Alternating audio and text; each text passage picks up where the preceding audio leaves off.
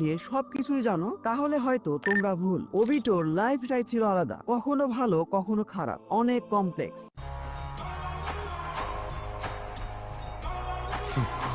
Am I perspiring? No, it's just the rain. These fools could never make me sweat.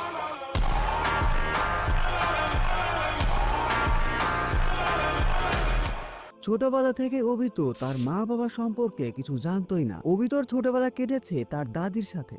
একদম ছোটবেলা থেকে অবিতর যে কোনো জায়গায় যেতে অনেক বেশি দেরি হয়ে যেত, কারণ সে সব সময় কাউকে না কাউকে হেল্প করতেই থাকতো। মজার বিষয় হলো অবিত ওই সময় কোনো হয় বৃদ্ধ মানুষজনের মধ্যে অনেক বেশি পপুলার ছিল। অবিতর ইচ্ছা ছিল সে বড় হয়ে একজন হোকাগে হবে, কিন্তু অবিত কাকাশির ট্যালেন্ট এবং পারফরমেন্স দেখে তাকে দেখে জেলাস ফিল করতে থাকে। অবিত ঠিক করে যে সে তার হোকাগে হওয়ার জার্নিতে একসময় কাকাশিকেও সারপাস করে ফেলবে। কিছুদিনের মধ্যে অবিতর সাথে পরিচয় হয় রিন নোহরা নামে একটা সুন্দরী মেয়ের। ধীরে ধীরে অবিতর সাথে তার একটা বন্ধুত্ব হয় এবং একসময় অবিত তাকে ভালোবেসে ফেলে। নিনজা একাডেমি থেকে গ্রাজুয়েশনের পর অবিতর জায়গা হয় মিনাতো টিম 7-এ, যেখানে কিনা রিন এবং কাকাশিও ছিল।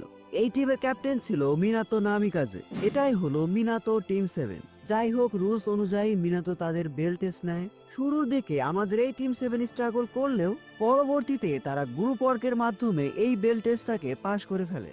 এরপর টিম 7 চুনিন এক্সামে পার্টিসিপেট করতে যায়। এখানে অবিতো থার্ড রাউন্ডে মাইট গায়ের কাছে হেরে যায়। অন্যদিকে কাকাশি মাইট গায়কে হারিয়ে চুনিন হয়ে যায়। এসব দেখে অবিতর জেলাসি আরো বেশি বাড়তে থাকে। সে কাকাশিকে সারপাস করার জন্য এবং রিনকে পড়ানোর জন্য আরো বেশি পরিশ্রম